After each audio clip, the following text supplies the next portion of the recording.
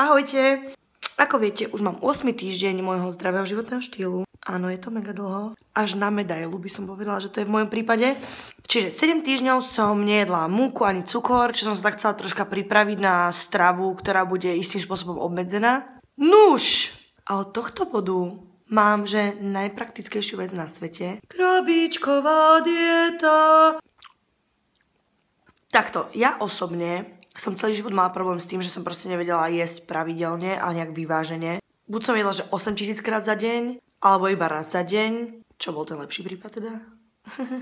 Nuž, takže som prešla na e-dietu, ktorá je mega praktická, pretože nemusím variť, čo asi ocení každý, kto pracuje stále.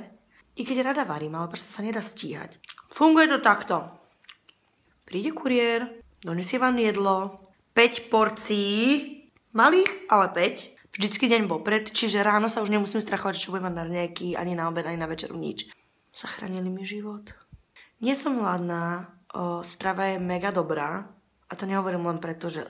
Ja som strašne háklivá na jedlo. Ja napríklad, keď aj je nejaké mäso a je tam nejaká taká žilka, to nemám rada a toto tu není. Všetko je také fajn. Čiže som zvedavá, ako moja dieta sa zmení proste aj týmto tou pravidelnosťou a myslím si, že je to len plus k tomu, čo chcem dosiahnuť. Čož je 20 kg do septembra. Ďalším pozitívom tejto stravy je to, že napríklad ak nejete mäso, ako ja nejem ho úplne veľa, tak som si dala tento týždeň vegetariánsku stravu, na ktorú sa mega teším. Na raňajky som mala jogurt, teraz mám ovocko na 10. Každopádne, o priebehu mojej diety a o mojom stravovaní vás budem informovať na stránke diety a cvičte.sk.